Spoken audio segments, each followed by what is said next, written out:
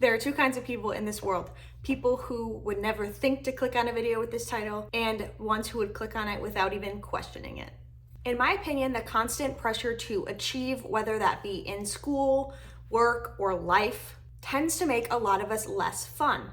That is because we are spending a lot of energy, resources, time on those pursuits, and we're having less time for things like fun. Plus, we don't have much left over for any fun.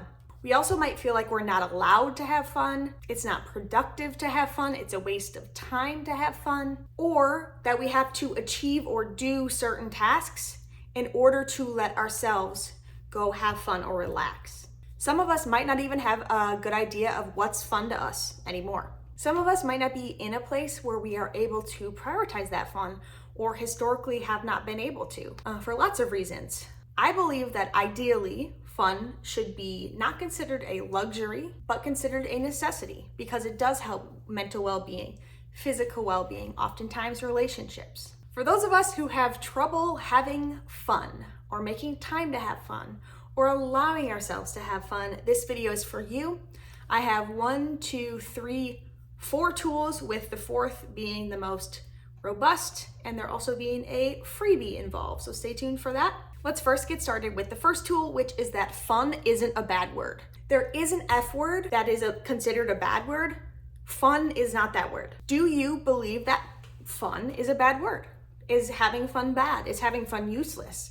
Is it a waste of time? Your connotations or associations with this word could be part of the culprit of why you keep pushing off having it or prioritizing it. Maybe fun things that you've done in the past or seen as fun in the past have led to some consequences, and you'd rather not achieve those consequences at this point.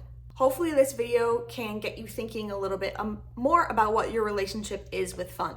The second tool is throwing it back to our childhood and thinking about our childhood play. If this is a tool, thinking back to your childhood and what things might have been fun to you as a child, if this brings up trauma for you or is not a fun topic for you, I will put a timestamp of where you can jump in the video to the next tool.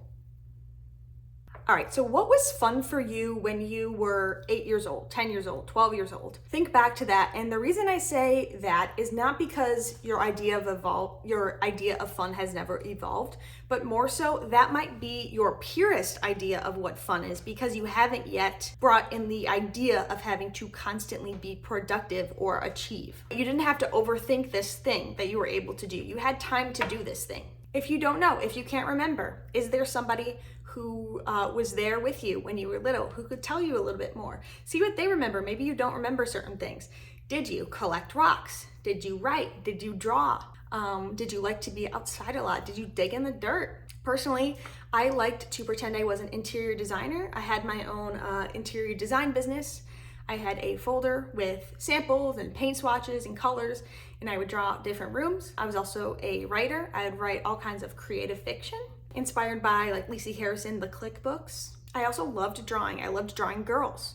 I loved drawing them with different fashion outfits. Tool number 3 is to start working on removing barriers to having fun. And this could be a variety of things for different people. One barrier of fun that I find is if it is a spontaneous plan and me and a few friends are going to, I don't know, this place is like a couple hours away. We're gonna be going out for dinner or doing other various things that cost money. If I was not prepared for that in my budget or had not seen that event coming, that is something that would keep me from having fun while doing that thing. To remove that barrier, I might consider asking my friends to plan in advance so I can get ready for that. Another thing is just being in the present in general. When you're doing something that's fun and you keep berating yourself because you're doing that and you're not doing this other thing and how you should be doing these other things and you can't believe you're doing this, that's not gonna be fun. You have to try your best to practice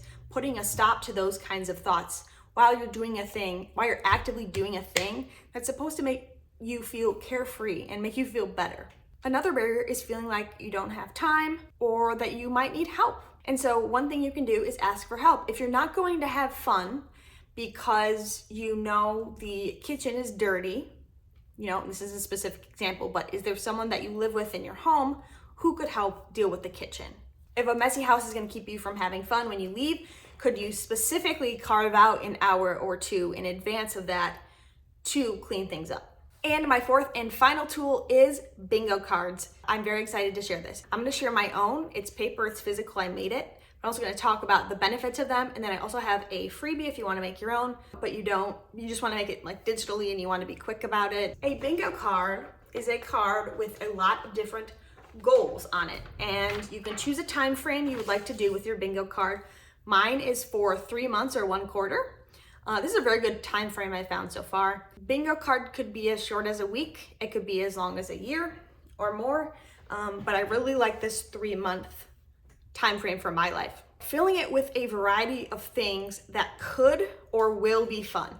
Now, could be fun is like, this is kind of an experiment.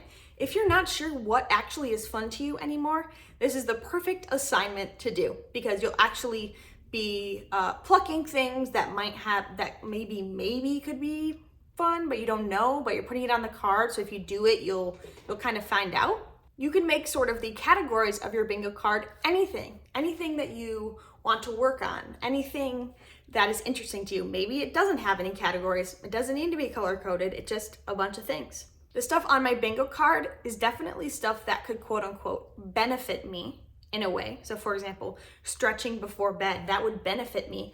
But none of this stuff is stuff that is an obligation for me to do or something that I have to do. This is all extra stuff, and extra stuff that I get to play around with and be proud of, having tried a couple of these things. Blackout bingo is not what we're trying to achieve here, unless perhaps you specifically set up your bingo card so that it's blackout. So maybe it's a year or two in time.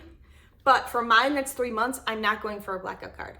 Actually, in fact, I've actually kind of forgotten that it's bingo, like I'm supposed to get across. And I've just kind of been just doing whatever squares I'm able to do and feel like doing. This is totally DIY, completely customizable. You could create one for your friend group. You could each create one individually within your friend group. That's what I did. You could create one for your household. You could create one with your household. You could create one with less squares. So mine's a 5x5, that's 25 things, -1 for free space, 24 things. Finally, decide what your reward or rewards are going to be for engaging in this card and doing some of these activities. So I created this digital bingo card, which you can download in the description box below. You just have to put in your email, but it's 100% free. So feel free to print that off and write on it. Feel free to make a copy, change all the colors and fonts so that it makes sense for you, or DIY it completely like I did. Okay, let's really briefly talk about the things on my bingo card. So my bingo card, I had a few different categories. My categories were mental health, relationships, creativity, and civic duty. I think there also might have been another one, but I forget. But here's some of the things that I came up with. For creativity, I put create 3 zines. I put start and continue my book journal, listen to a new album, break a rule, take more cute pictures. For relationships, I said have a pool party, and party is in quotes, so like it could be large or it could be a small pool party, like just me. Having a picnic with someone, hanging out with someone, having coffee shop office hours where I go and I hang out in a coffee shop for an afternoon and just tell all my friends, hey, stop by if you can, I'll be here. Next, more creativity apparently. Reaching 500 YouTube subscribers, creating a consistent writing routine for May and June, having a vacation day that I could use for writing. I also have some physical health. And so I actually put on this physical stuff in relation to helping my mental health. So this is really mental health, but a lot of this has to do with my body, which is stand at my desk, do some Bowflex workout / exercises, play tennis, bike 10 miles in 1 trip. And then also I have a civic duty. Volunteering, I have a specific volunteer activity here, attending a library event to support my local library, doing an outside trash pickup, because every time I go for a walk and I see trash on the side of the road, I'm like, how is this even possible? This is disgusting. Something else fun that I forgot to mention is you can make it seasonal. So you could do like a fall bingo card, a summer bingo card, things like that. If you are going to take having fun more seriously after watching this video, be sure to give it a like so I know. Remember that you don't need to earn having fun or deprive yourself of having fun. I hope you enjoyed this video. If you are not already subscribed to me and you would like to, please go ahead and do so. I'm trying to reach 500 subscribers by the end of June, which is just a few weeks away. Thank you for your support, and I'll see you in my next video. Bye.